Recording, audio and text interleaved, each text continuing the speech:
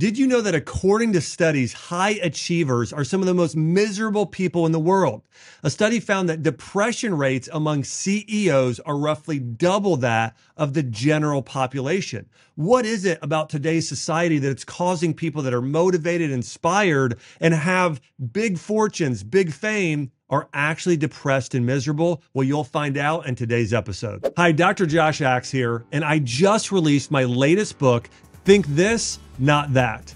This book tackles the 12 mental barriers that obstruct your personal growth and hinder your success in so many areas of life. Each chapter explores one of these barriers with helpful visuals and practical exercises that you can use to peel back the layers of the false narratives that have held you captive and finally experience the transformation that comes from thinking this, not that. You can order a copy at joshaxe.com, and if you order before April 2nd, you'll get an exclusive to my 3-part Mindset Masterclass, also a 12-week workbook, also numerous other bonuses that are worth hundreds of dollars to help you think this, not that, and experience that breakthrough you've been waiting for. Welcome to the Dr. Josh Axe Show. In today's episode, I'm going to be sharing a mind shift that will lead to the greatest level of happiness and fulfillment in your life. Also, I'm going to talk about how to get my new book, Think This, Not That. You can go to joshaxe.com to check it out. But it's surprising that if you pursue happiness according to multiple clinical studies, you'll actually end up miserable. And I'm going to go through on today's episode what will actually lead to a fulfilling life, better health, overcoming mental health issues, depression, anxiety, and living your best life possible. Here's the thing. I used to think that success was accomplishments, influence, and financial prosperity. When you think about it, or you look at the cover of a Forbes magazine or Time or one of these groups or publications that says this is what success is, the way they tend to judge it is who's accomplished something, who has the most money, or who has the most influence or power. Here's the thing I realized though. Success is not about your accomplishments, fame, and fortune. It's about who you become, the relationships you build, and the legacy you leave behind, and so much more, as I'm going to dive into in today's episode. And by the way, this was a realization I had at my grandfather's funeral. I was at my grandfather's funeral. And by the way, my grandfather was an amazing man. He was 96 years old, a World War II veteran. But I'm standing there at his funeral, and the pastor says, "Does anyone have any last words about Howard?" And the man next to me screams out and just weeping in tears. He said, "Howard was my best friend." And it's so interesting because I looked over at him, and I feel a little bit bad about this, but I looked over at him and I thought, well, I know who you are, but you're not my grandfather's best friend, because I think I assumed I knew who my grandfather's best friend was, an uncle of mine. And then I paused for a minute and I realized something. There were hundreds of people in this room, and half of them probably thought that my grandfather was their best friend, because that's how he made them feel. Have you ever met anyone like that? When you're around them, immediately you feel loved, you feel connected, they make you feel special. Well, that's how my grandfather was. And I had just recently opened up my clinic. I was writing my first book, and I think I was in the mindset of success is publishing a bestseller, making a certain amount of money, gaining a certain amount of following. But I realized in that moment that success is not about what we accomplish. It's about who we become. And one of the greatest things you can do to live a more fulfilling life is have a mind shift of accomplishing to becoming. And my grandfather embodied things. For instance, he was that man who, and at the funeral, people started yelling out, "Howard saved my marriage. He gave me hope when hope was lost. He gave us money when we didn't have any." And my grandfather did not have much money at all. In fact, they were very, very poor for most of their lives. But he really knew how to make people feel special. He'd walk up with his hand and put it on your shoulder, look you in the eye, pray for you, talk to you, give you an encouraging word, and just literally change the way that you thought about yourself and about life. And so when I was at the funeral, I realized that's who I want to become. I want to become more like him. And I think it's really so uh, paradoxical because, again, most people think, well, if I have a lot of money, if I have a lot of fame, that's going to make me happy. But I guarantee none of these people that are 99% of CEOs today were not as happy as my grandfather. And so I really want to go through today how you can truly be successful and live a fulfilling life. You ever get that feeling after you have a good workout? And you feel like, wow, I accomplished something, I did something. I mean, that's how you should feel, but about yourself and your own virtue, knowing that you're more courageous, more wise, more just, more loving. You fight for the oppressed. You're out there doing things for the right reasons. And so that's how we should be feeling on a regular basis. When you're following that becoming mindset, that's how you're going to feel. And I want to share with you a visual I had created. I had my graphic designer create this because I wanted to give you a visual of this, is that this is how you become the greatest you, right? We all want to get to the end of our lives and say, I ran the best life. I ran the best race possible. I did everything I could. I left it all out on the field and I lived a life that mattered. Here's how you can do that. You take your character and your skills and you take those to the highest level possible. Okay. So one, your character. Now, character, I think, is often seen today as maybe kind of a boring word. I also love the word virtues here because it's more descriptive. Your character is made up of mostly the positive parts of your character are made up of virtues, such as the seven virtues, which are talked about by the Greek philosophers like Aristotle, the first four, and then the Christian scriptures. So virtues like love, wisdom, courage, justice, faith, hope are those divine virtues that you need to embody in order to live the best life possible. And so when we look at this here, you want to always be growing your character. And you also always want to be growing your skills at the same time. So you have unique gifts that God has given you. Think about, if you've read the Bible, there's a parable of the talents. And God gave somebody one talent, another two, another five. And the people that go and multiply their talents, God says, well done, good and faithful servant. The person that took their talent and buried it, God says, that's wicked, that's evil to waste your talent. That's evil. And so for you to figure out and spend time realizing what are the unique skills, gifts, and talents that God's given you and take those to the moon. Think about an artist like Michelangelo. He got better and better and better at creating art to where my wife and I were going to be going on a trip to Europe this summer. And we're so excited to visit the Vatican again and see the Sistine Chapel because I've gone there twice prior to this, and both times I was just in awe of what he accomplished. Well, you should try and be the Michelangelo of parents. You should try and be the Michelangelo of if you're a writer. So you should try and take your gift and your talent to the highest level possible.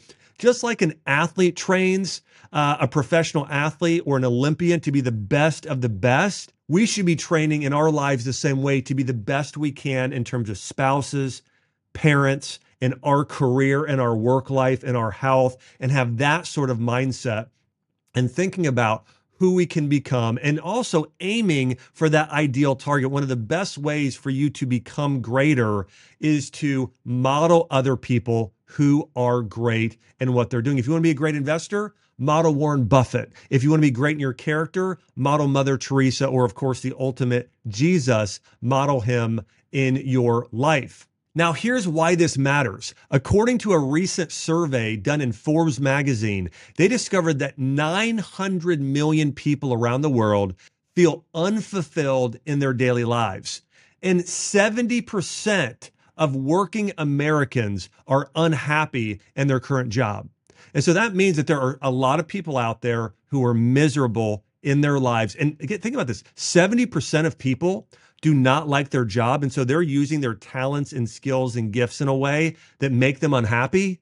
That's not okay, because if you think about the amount of hours you work per week, at least 40, and how much of your life that is, and doing something that you don't like doing at all, that's not good. That's not healthy for your mind. It's not healthy for your body or your spirit. Here's the other problem, and I want to hit on one of the main problems today of why people go so off and become so miserable, is our culture glorifies talent, fame, fortune, and power. That's what we applaud. That's what we praise. That's what we say is successful, but it's not. These accomplishments at the expense of your character are always going to lead to disappointment. And oftentimes we're doing things like I'm working for my family, so I'll have free time later on in life when I turn 60 or 70. Well, why don't you also have some free time now and enjoy your life? So you really want to find that balance of working hard, but also being able to connect with your family, do the thing that big mission you have in your heart, or that thing that you know you're called to do, having time to do those things as well. Here's another surprising study. There's a study done on 147 college graduates, and those graduates who most valued material goals, such as, hey, I want to get the big house or the car or have so many people following me on social media. The people who had more of those extrinsic goals versus saying, my goals are I want to have great relationships and I want to be involved and contribute to my community and do things that matter. Those people that valued material goals over the others had less life satisfaction. They were more miserable with their lives because what good is accumulating all these things if you don't have people close to you to enjoy it with? So this idea and mindset that life is about fame and fortune and what you accumulate, it's what I call the accomplishing mindset. And this is something I really do a deep dive on in my book, Think This, Not That really goes through how to break through your limiting beliefs and experience more success in your life and your health in every area. But the accomplishing mindset basically associates success with achievements or possessions. And basically what this does is your identity starts to get tied to what you achieve. Well, what if you don't achieve something? Well, then that hurts your identity, hurts your purpose, and you feel unfulfilled in your life. And the other thing is, if your biggest goal is to get an award, have high esteem among other people, and impressive accolades, this will rarely lead to the type of person you are proud of becoming. So the opposite of the accomplishing mindset is this. It's the becoming mindset. The formula works like this. True success equals maximizing your unique skills for the greatest good. That's basically using your greatest skills with the highest level of character. If you do that, you become the greatest you. Most of us every day have a to-do list where we're checking off, did I accomplish this? Did I accomplish this? Did I accomplish this? What you should have instead is a to-be list. Was I generous? Was I kind? Did I act with great wisdom? Did I learn and grow today? That will truly lead you to be fulfilling. Did you know the studies show what will truly make you happy? So it's not achieving things or accomplishing things or accumulating wealth or fame. Those have actually shown in studies, not just one, multiple studies, to make you more unhappy. What is shown to make people happy is if they're growing in life, if you're growing in your skill and you're growing in your character.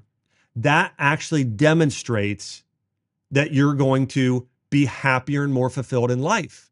And so if you're chasing personal happiness, you will be unhappy. If you're chasing helping others fulfill their dreams, making them happy, making them grow, making them get better, then you'll be happy. And if you think about it like this, I mentioned this earlier, if you ever had a really good workout, well, what happened? Your muscles are growing. You accomplished something, but you did it in a way that you're making yourself better. That's the sort of thing you want to be focused on, is how can I grow my character? How can I grow my skill? And how can I foster stronger and better relationships? According to multiple research studies, the becoming mindset that I'm sharing with you improves your leadership capabilities, leads to greater financial success, stronger relationships, including your marriage, lowers your risk of depression and anxiety, increases your physical fitness, and gives your life more meaning and fulfillment. Now, I want to give you an example in comparison to my grandfather. Okay. My grandfather was one of my heroes growing up, and even a greater hero of mine today, when I look back at the big picture to see the sort of life he lived and the lives he impacted. Another hero of mine growing up, that was Lance Armstrong. I was a huge Lance fan. I was a triathlete. Okay. And so and a cyclist. And so, he was the king. He'd won 7 Tour de France's. But I can remember the day that I found out the news that he had admitted to that he'd been convicted of doping, and then he admitted to doping. I remember my heart sinking and just being incredibly disappointed. And I'd actually like to ask you that. Have you ever had anyone in your life, and maybe you knew them personally, or maybe this was a person you followed and even supported from afar? It could be a president. It could be a pastor. It could be a parent, could be a coach or a teacher or a close friend, but someone you really admired and respected. And you find out later they were cheating on their spouse or cheating in their sport or lying or doing something incredibly unethical. And you were surprised and you were shocked, but you were hurt by it. That's how I felt with Lance Armstrong. Is I had put so much trust in him. I was a huge fan of his, and he had gone and lied and cheated in order to win. And I remember thinking that's not who I thought he was. And so for Lance, again, and here's why he got like his mindset. And I read his book. He has a quote in there, and he said, I had a win at all cost mentality. I had a win at all cost mindset. And if your mindset is, I'm going to win, I'm going to accomplish, I'm going to be famous, I'm going to have more money at all cost, well, what's it going to cost you? It's going to cost you your character, your relationships, actually greater accomplishments for the good of others. It's going to cost you all of those things. And so I want to ask you right now, do you have an accomplishing mindset or a becoming mindset? Now, listen, I want to say this, accomplishments aren't all bad, okay? But it shouldn't be the primary. It should be the secondary. The first goal should be becoming the sort of person that's virtuous, that's a world changer, that's like Christ, that's like Martin Luther King in justice, that's like nurturing in Mother Teresa, that's like wisdom of Solomon, right? So you should be fostering that sort of mindset first. And then because you have that mindset, what's just naturally birthed from it are great accomplishments. But if you first pursue you being, accomplishing things, you'll end up miserable. So I wanted to share one more person you would recognize as being a world changer, yet left his life with regrets. In fact, he left the world with incredible innovation, but left this world with a lot of regrets. And it's Steve Jobs, the founder of Apple. He's the creator of the iPhone and iPad and all of the incredible, gear and tech that a lot of us use today. But here's what he said to his biographer at the end of his life. And you're going to see here, this is directly associated with an accomplishing mindset versus a becoming mindset. He said this, he said, I wanted my kids to know me, but they didn't. He said, I wasn't always there for them, and I wanted them to know why and to understand why I did what I did. And, Steve Jobs literally held the world in his hands in terms of just, being an amazing innovator, impacting the entire world. Yet in the process of accomplishing what most of us could only imagine, he paid an incredibly steep price, his relationship with his family. So here are some questions I want you to ponder. And when I thought through these, it really impacted me just deep in my soul. What good is gaining the world, but losing your soul? What good is growing a company, but losing your family? What good is gaining wealth, but losing your health? What good is being right, but ruining your marriage? What good is getting a promotion, but losing your integrity? Everything costs something. And we should be investing in the things that matter most. We want to make sure we get to the end of our life and say, I invested and prioritized the things that mattered. Albert Einstein had it right. This is what he told his son, incredible wisdom. He said this, try not to become a man of success, but rather try to become a man of value. Albert Einstein didn't tell his son, hey, son, you need to be the next great inventor and accomplish this or accomplish this or accomplish this. He said, you need to become a man of value. He was right in terms of what we should all try and become. We should become people of values. So if you want to embrace the becoming mindset and truly be successful in your life and fulfilled, and I'd ask you, do you feel some of what I've shared that you just feel unfulfilled in life and not like you're living to the absolute max? If so, here's what you need to focus on. The first thing is you need to grow in what are called the 7 virtues. This is something I really go deep into in my book, how to become this type of person, the sort of person that people respect, admire. You get to the end of your life and people are at your funeral, not saying what you accomplished, but because of who you were to them. You need to aim to grow in your wisdom, your courage, your justice, your self-discipline, also in faith, hope, and love, but growing in generosity, growing your character specifically will help you become a greater person. And one of the best ways to do this is to model other people. I'd encourage you, write down your greatest character strengths and your greatest character weaknesses. You know, I did this once where I took time and wrote down what I needed to work on. And when I was in college, I remember writing down encouragement. I remember writing down patience, and I remember writing down generosity. And so I remember encouragement. I wrote that down and I started working on it every day of I'm going to encourage every person that I have a conversation with in some way. And that became my mind. And then I naturally became encouraging. I became that type of person. I realized I wanted to be generous. I started tipping more. I started giving more to charities. I wrote down how much I was going to give and committed to, and I just became more generous. And naturally I started sowing more and then reaping more financially. And so you can see how this works, but I'd encourage you, write down those 3 strongest character qualities, but the 3 also that are weaknesses that you really need to work on and turn into strengths. Aim to grow in those areas. And then think about those people who model that. If you want to grow in wisdom, think about the wisest people you know. Like for myself, I'm going to share this right now. When I think about people that have really a lot of wisdom that I've had the opportunity to speak with, I think of someone like Jordan Peterson. He's got an incredible amount of wisdom, especially in the field of psychology. So I might have him on my list of somebody I want to learn, a certain level of wisdom from. I might have certain pastors that I follow. It could be Craig Groeschel. It could be Bishop Barron. It could be Jonathan Pageau. It could be John Mark Comer. I don't know. It could be Erwin McManus, but I'm going to write down Bill Johnson, who are some people that have a lot of wisdom. I used to love Tim Keller, still read all of his stuff. So those are some people I'll write down who have true wisdom, and then I will go and follow them on social media. I'll watch their videos on YouTube. I'll listen to their audiobooks, and I will start to become more wise. So that's what you should do. If you want to write down those 3 character qualities you want to grow in, write down the people you can learn from, embody them, and write down, again, watch, listen, learn, and in-person people as well you can spend time with who have a lot of wisdom. And so that's one of the greatest ways you can become greater. But you need to become aware first and recognize, where do you need to grow in your character? And here's the next thing you need to do. Write down your natural talents. What are those gifts that God has given you that you know that you're called to change the world? For instance, I've done this in my life, and I realize for me, it's educating. Being an educator of people on their health, on mindset, on wisdom, on leadership. So for me, I realized, okay, if I wasn't educating people, I would be burying my talent in the sand. I'd be wicked and I'd be wasting my talent.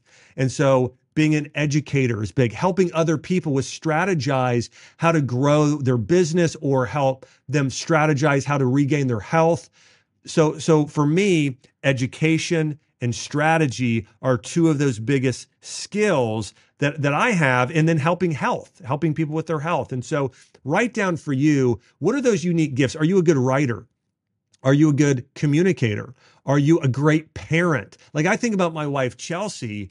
You know, she is one of the most incredible moms I've ever seen. I don't know a better mom. I mean, the way that she sits down with our daughters, and Arwen in particular at this age, and loves her and nourishes her, but also coaches her to grow in her character and to think wisely, I'm blown away with. I'm just absolutely blown away the way that she nourishes and gives me life and shares her wisdom with me. So it doesn't have to be a career. It could be your being the best in the world as a parent. Right? But write down those talents and opportunities, those roles you have in life as a parent or a spouse or a leader, and write that down, those talents you have in that area. So grow in your talent and grow in your character. And if you can grow in those areas, you're going to live the greatest life possible. I want to go through a few key takeaways and principles of Think This, Not That. It's the best book I've ever written by far. You can get it at joshax.com. You can also get it on amazon.com. If you go to joshax.com, I've got actually, I think, $200 worth of free bonuses and downloads you'll get as part of this, including a whole masterclass I teach on mindset. So think this. Success is optimizing my skill to help others and bring good to the world, not that. Success is using what I'm good at to look good. That's what a lot of people do. It's like, hey, I'm going to take whatever talent I have just to look good or impress others. Here's another takeaway principle. Think this. What's most important is who I become, not that. What's most important is what I accomplish. Adding value to others and the world is something you can be proud of. The accomplishing mindset is a destination. The becoming mindset is a journey. You're constantly becoming better and better and better every day. One of the most fulfilling things is to look at your life. Once you embrace what I taught in this video, and if you get my book, it's going to help you do this at a whole nother level. But is to be able to look back 1 year from now and say, wow, I've grown. I can say I've done that almost every year of my life. I look back to where I was to where I am now and say, wow, I'm more virtuous, I'm more kind, I'm more compassionate. I fight more for what's right and what matters with courage. And that's how you can tell you have a successful life. You look back a year ago and say, wow, I've really grown from a year ago and 3 years ago. I've grown in using my gifts more and acting with more virtue. Think about your future self. When you envision yourself in the future, that's going to help you determine your choices today. When I envision myself in the future, I think of myself more in acting with the wisdom of a Jordan Peterson and the leadership of a John Maxwell and the heart of a Charles Mully or Katie Davis or Heidi Baker. These are probably some missionaries you may not know that do incredible missions around the world. But I see myself more in that line and growing and becoming more like that. I see myself becoming a better father and connecting in an even deeper way and coaching up and encouraging my daughters to grow and become greater themselves and loving others. And so I envision my future self very clearly, what I'm doing. Like I'm sitting down with Arwen and we're on a daddy-daughter date night, right? And I'm giving her life advice and encouraging her. Think of your future self as an actual person. What steps can you take starting now to build that relationship that's important to you? What steps can you take now in order to grow in your skill, grow in your character, do those things that matter most in life where you're working on life's greatest priorities? Focus on those things, and I'm just telling you, your life will flourish better than you've ever thought possible. Think about who you need to become. What are those vices that you have in life? Those negative emotions and the negative mentalities. Is it greed? Is it gluttony? Is it lust? Is it pride? Is it jealousy? What are those things you need to eliminate and get rid of, those vices? And what are the virtues you need to grow in? Start becoming that person today. Start acting like that person today. One of the greatest things that anyone could ever say to you is, you're different. If you implement all these changes now and somebody says, you know what, you're different. And maybe they even say it negatively, but you're going to realize, no, that's good because you're breaking away from your maybe some of the people that were holding you back in the past because you've grown so much. And again, if you want to dive deeper into these topics, I want to encourage you, go to joshaxe.com. You can pre-order my new book and get all of these downloads for a limited time. I think it's over $200 worth, including the free Mindset Masterclass, the workbook. And I think that this is just going to help you grow to a higher level than you've ever thought possible. So, hey, I hope you've enjoyed today's episode. Make sure to hit the notification bell so you don't miss my next episode. This next one is going to be absolute fire. I am so excited. And if you like this episode, click right here to watch my episode on the one mind shift that led J.K. Rowling and Tom Brady to their massive success. Click here. I believe this video is going to change your life.